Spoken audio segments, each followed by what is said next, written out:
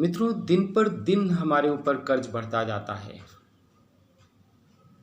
और हम ले तो लेते हैं लेकिन नहीं चुका पाते, क्योंकि एक के बाद एक नई समस्याएं आ जाती हैं और हम सदैव रोते रहते हैं। कभी कभी हम चुकाना भी चाहते हैं लेकिन नहीं चुका पाते।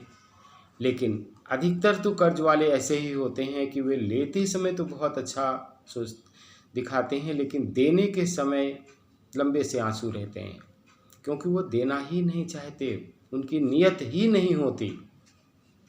तो क्या आप जानते हैं कि हमारे जन्मांक के अनुसार ही ये समस्याएं आती हैं। नवग्रह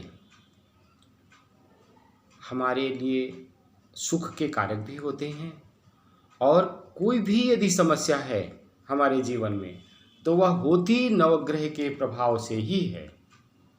चाहे वाणी की समस्या हो, कर्ज की समस्या हो, वैवाहिक समस्या हो, आचरण की समस्या हो, दुख तकलीफ की समस्या हो, या उन्नति धनवान होने की समस्या हो, विदेश योग समस्या हो, अथवा अपार धन संपत्ति या राजनीति सफलता की समस्या हो। देते हमें सारे नवग्रह ही हैं। उन्हीं का प्रभाव होता है कि हम सब कुछ बहुत ही कम मेहनत में पा लेते हैं कभी कभी, और कभी कभी तो अथाह मेहनत करते हैं और हमें कुछ भी नहीं मिलता है। हम केवल जीवन में स्ट्रगल ही करते रहते हैं। तो मित्रों, यदि आपने अभी तक मेरे चैनल को सब्सक्राइब नहीं किया है तो प्लीज़ ज़रूर सब्सक्राइब कीजिए। बेल आइकन को दबाना मित्रों ना भूलें। शेयर करें मित्रों, वह चाहे व्हाट्सएप हो या फेसबुक, जिससे यह विस्तृत जानकारी लोगों तक जा सके। लाइक करें मित्रों। अपना आचरण सदैव अच्छा रखें और सदैव इस विचार में रखें कि जो मैं कर रहा हूँ या यही व्यवहार यदि मेरे साथ किया जाए तो कैसा रहेगा। चाहे किसी को दुख देना हो, तकलीफ देना हो, धोखा देना हो, कर्ज लेना हो, या किसी भी समस्या को उत्पन्न करना हो। तो आज मित्रों मैं बताने जा रहा हूं जन्मांक के अनुसार क्यों होता है हमारे ऊपर कर्ज। छठा भाव जन्मपत्री का कर्ज का सूचक होता है।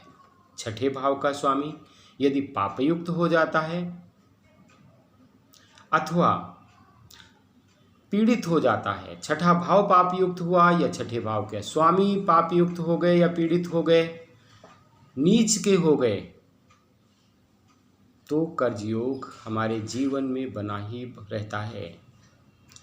ग्रहण योग यदि छठे भाव में है तो यह भी, चाहे वो सूर्य से हो अथवा चंद्रमा से हो, यह भी मेरे जीवन में कर्ज की समस्या को सदैव बढ़ाता रहेगा। एक के बाद एक हम कर्ज लेने के आदी बनते रहेंगे।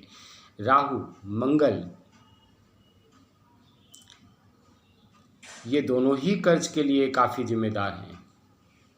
गुरु चंडाल योग जब छठे भाव में हो जाता है तो धन हमारा फंस जाता है, हमें धोखा मिल जाता है और हम कर्ज के बोझ के नीचे दब जाते हैं। मंगल नीच का है, आठवें छठे या व्यय भाव में चला गया है, यह भी किसी न किसी रूप में हमें कर्ज की समस्या को बढ़ाता है।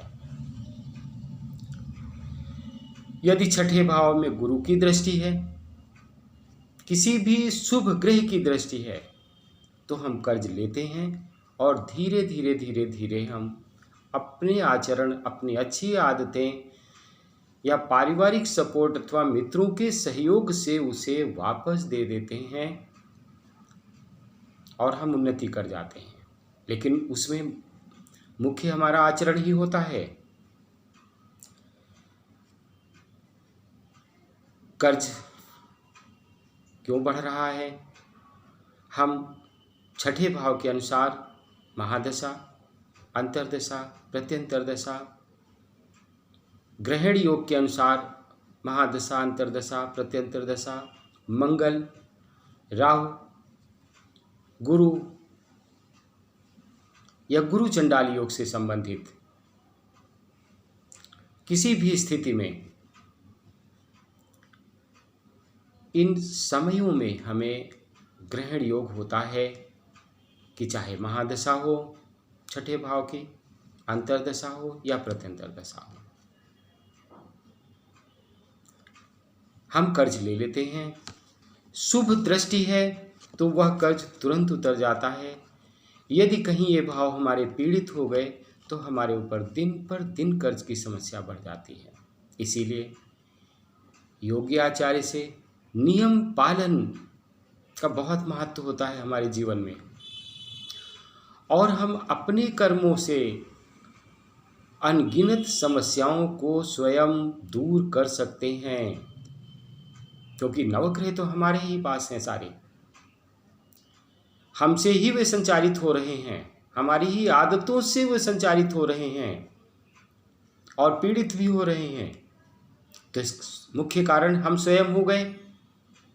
यदि हम चाहें तो जो समस्या आ रही है हम अपने अच्छे आचरण, अपने अच्छे बर्ताव के द्वारा उन समस्याओं को सदैव के लिए दूर कर सकते हैं। इसी के साथ आज का विषय समाप्त होता है।